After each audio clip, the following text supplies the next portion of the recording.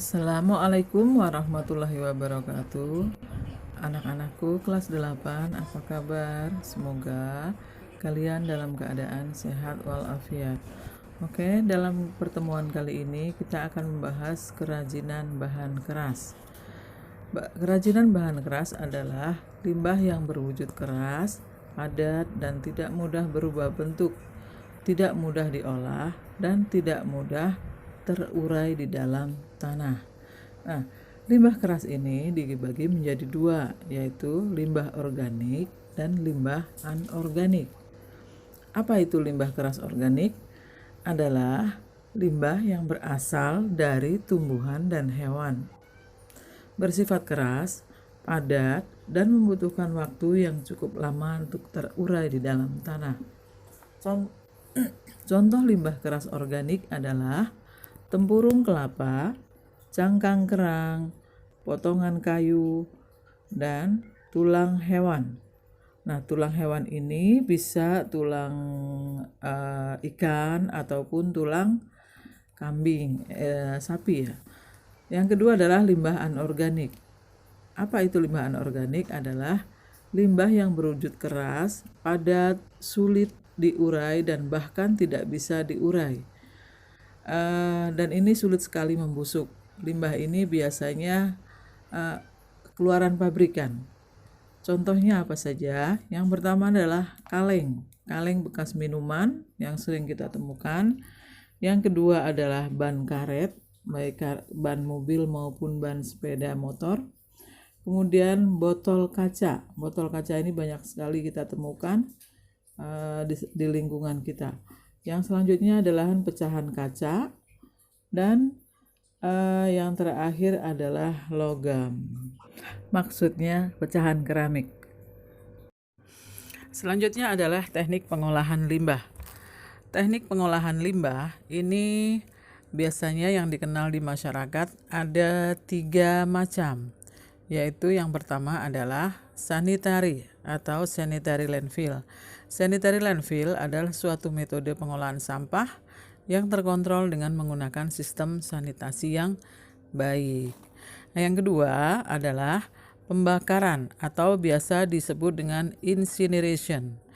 Pada teknik ini, sampah dibakar dimasukkan ke dalam alat yang disebut dengan incinerator.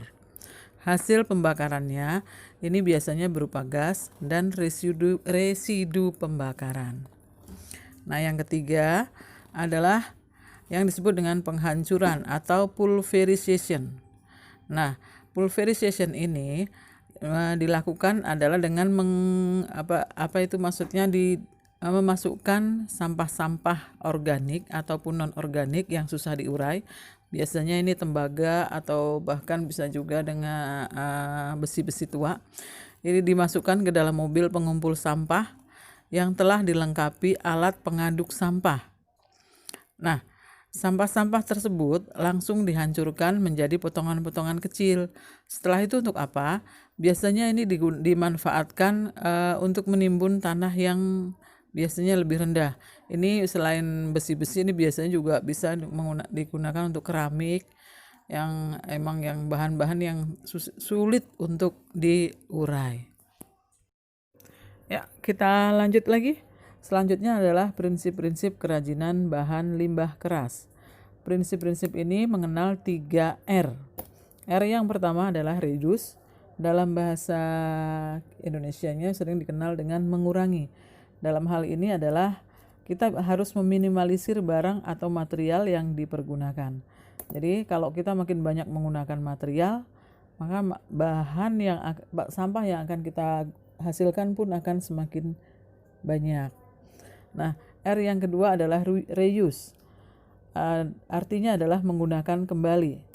Kalau kalian membeli sesuatu, usahakan barang-barang itu bisa dipakai kembali. Jadi jangan yang satu kali pakai.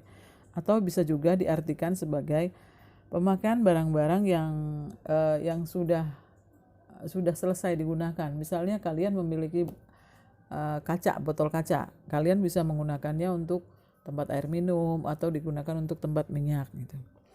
Yang selanjutnya adalah recycle. R yang ketiga recycle, yaitu artinya adalah mendaur ulang.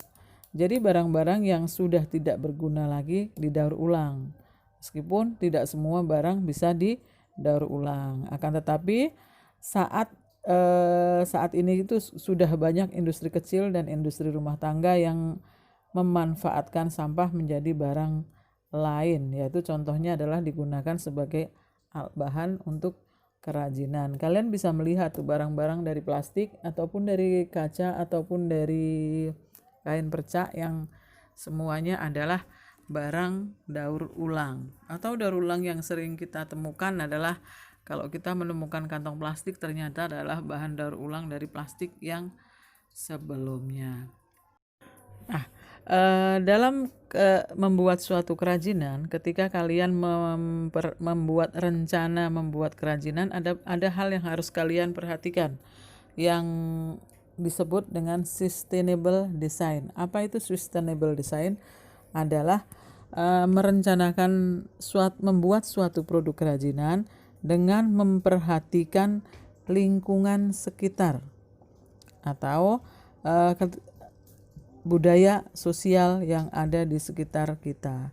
Itu tujuannya adalah supaya barang yang kalian produksi itu bisa diterima di masyarakat. Jadi memiliki nilai fungsi. Dan yang harus diingat adalah tidak boleh bertentangan dengan nilai-nilai budaya dan adat istiadat maupun agama yang dianut oleh masyarakat sekitar. Begitu saja. Oke, pembahasan kita saya rasa pertemuan kali ini cukup itu saja. Kalian harus tetap semangat dan jangan lupa tetap sehat, insya Allah. Assalamualaikum warahmatullahi wabarakatuh.